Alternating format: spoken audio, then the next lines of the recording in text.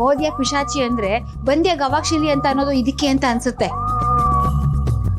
ಅಲ್ಲ ರೀ, ಕರ್ಣನ್ಗೆ ನಿತ್ಯ ಹೆಂಡತಿ ಅಂದ್ಮೇಲೆ ಈ ಮನೆಗೆ ಅವಳೂನು ಸೊಸೆನೆ. ಈ ಸಾಮ್ರಾಜ್ಯಕ್ಕೆಲ್ಲ ಅವಳ ರಾಣಿ ಅನ್ನೋ ಹಾಗಾಡ್ಬಿಟ್ರೆ ನಮ್ ಕತೆ ಏನ್ರಿ? ಅವಳಗ್ ತಾನ್ ರಾಣಿ ಅಂತ ಗೊತ್ತಿದ್ಯೋ ಇಲ್ವೋ ಗೊತ್ತಿಲ್ಲ, ಆದ್ರೆ ನಮ್ಮ ಮನೆಯವರೆಲ್ಲ ಅವಳ ತಲೆ ಮೇಲೆ ಕೂರಿಸ್ಕೊಂಡು ಪಟ್ಟಾಭಿಷೇಕ ಮಾಡ್ಬಿಡ್ತಾರೆ. ಅಲ್ಲ, ನಮ್ಮ ಅಣ್ಣಂಗೇನ್ ತಲೆ ಕೆಟ್ಟಿದೇನೆ? ಆ ಗಿಡದಲ್ಲಿರೋ ಮುಳ್ಳನ್ ತೆಗೆದು ತಳದಾಗ ಚೂಸ್ಕೊಂಡಿದ್ದಾನೆ.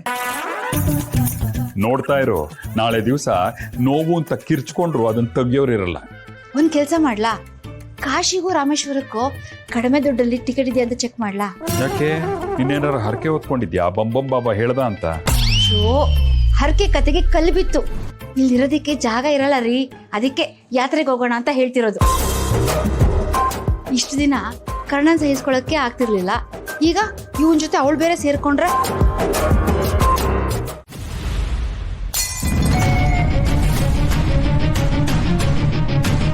ಏನ್ರಿ ಅದು? ಏನೋ ಬಿದ್ದಂಗಾಯ್ತಲ್ವಾ? ಬೀಳ್ಲಿ ಬಿಡು, ನಮ್ಮ ಬದುಕೆ ಇಲ್ಲಿ ಬಿದ್ದು ನುಚ್ಚು ನೂರಾಗಿದೆ. ಅಲ್ಲೇನೋ ಬಿತ್ತು ಅಂತ ನಾವ್ಯಾಕೆ ತಲೆ ಕೆಡಿಸ್ಕೊಳ್ಳೋದು? ನನ್ಗನ್ಸುತ್ತೆ ಇದೆಲ್ಲ ಲೂಸ್ ತರ ಇದ್ದಾಳಲ್ಲ ನಿಮ್ ತಂಗಿ, ಅವಳ ಕೆಲ್ಸ ಅನ್ಸುತ್ತೆ.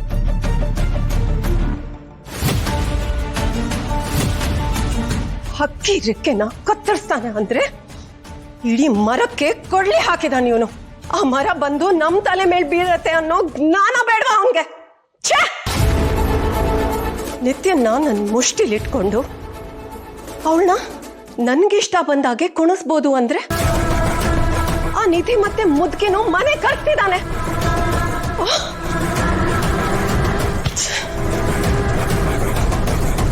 ಅವ್ರಿ ಮನೇಲಿ ಬಂದು ಎಷ್ಟು ದಿನ ಉಳಿತಾರೋ ಅಷ್ಟು ದಿನದ ಒಂದೊಂದು ಕ್ಷಣನೂ ನನ್ನ ಪಾಲಿಗೆ ನರ್ಕ ಆಗ್ತಾ ಹೋಗುತ್ತೆ. ಅಪ್ಪಿ ತಪ್ಪಿ ಒಂದೇ ಒಂದು ವಿಷಯ ಆಚೆ ಬಂದ್ರು, ನಿತ್ಯ, ನಿಧಿ, ಅಮ್ಮ ಅಪ್ಪನ ಸಾವು, ಕರ್ಣನ್ ಹುಟ್ಟು, ನಾನ್ ಮುಚ್ಚಿಟ್ಟಿರೋ ಎಲ್ಲಾ ಗುಟ್ಟು, ಎಲ್ಲದಕ್ಕೂ ಬೆಂಕಿ ಬೀಳುತ್ತೆ. ನೋ ನೋ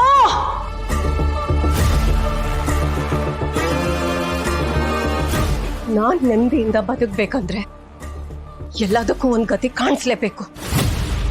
ಏನ್ ಮಾಡ್ಲಿ?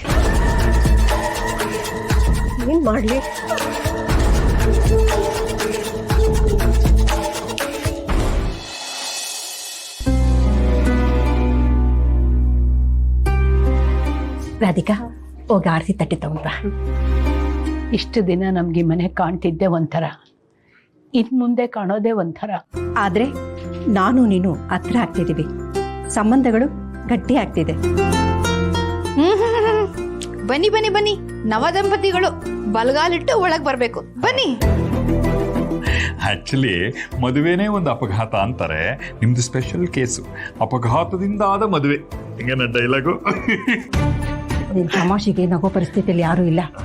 ಇನ್ ಮುಂದೆ ಶಾಂತಿನೂ ನಿಧಿ ನಮ್ಮ ಮನೇಲೇ ಇರ್ತಾರೆ, ನಮ್ಮ ಜೊತೆನೇ ಇರ್ತಾರೆ. ಮತ್ತೆ ಆರತಿ ಮಾಡ.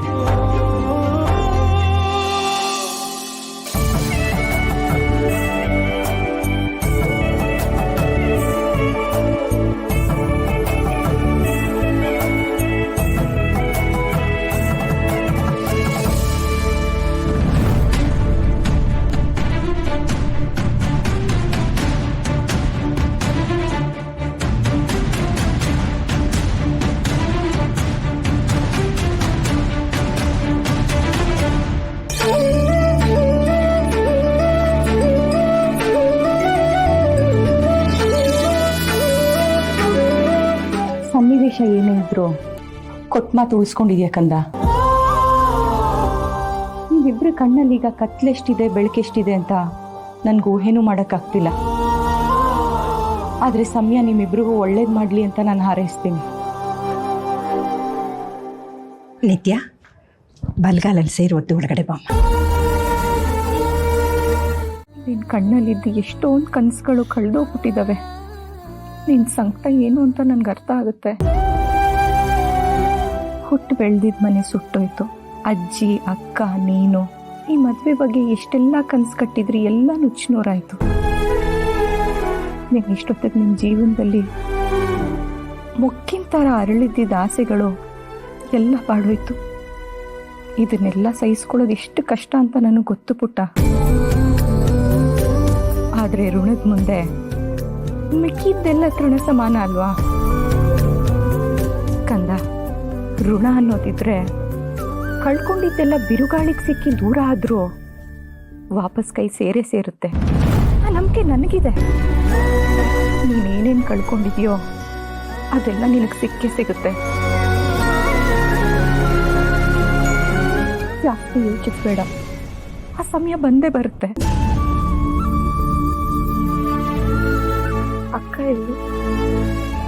ಈಚೆ ಇದ್ದಾಳೆ. ಯಾಕೋ ಹೀಗೆ ಮಾಡಿಬಿಟ್ಟೆ? ನಾವು ಇಷ್ಟಪಟ್ಟು ಪ್ರೀತಿಯಿಂದ ಕಟ್ಟಿದ ಅರಮನೆ ನಿನಗೋಸ್ಕರ ಕಟ್ಟಿಸ್ಬಿಡ್ತಾ?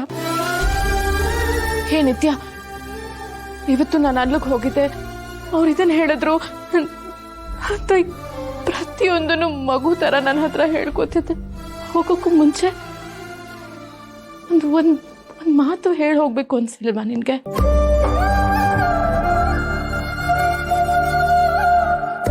ಹೇಳಿ ಹೋಗ್ದಿರಷ್ಟು ದೊಡ್ಡ ತಪ್ಪು ನಾನು ಏನು ಮಾಡಿದ್ನೋ? ಮೋಸ ಮಾಡಿಬಿಟ್ಟೆ ನೀನು. ಇವತ್ತು ನೀನು ನನ್ನ ನಂಬಿಕೆಗೆ ಮಾತ್ರ ದ್ರೋಹ ಮಾಡಲಿಲ್ಲ, ಶಾಂತಿ ನನ್ನ ಮೇಲೆ ಇಟ್ಟಿರೋ ನಂಬಿಕೆನೂ ಕಳ್ಕೊಳ್ಳೋ ಹಾಗೆ ಮಾಡಿಬಿಟ್ಟೆ. ಎಲ್ಲರೂ ಮನಸ್ಸನ್ನು ನುಚ್ಚ ನೂರು ಮಾಡಿಬಿಟ್ಟೆ ಅಲ್ಲೋ.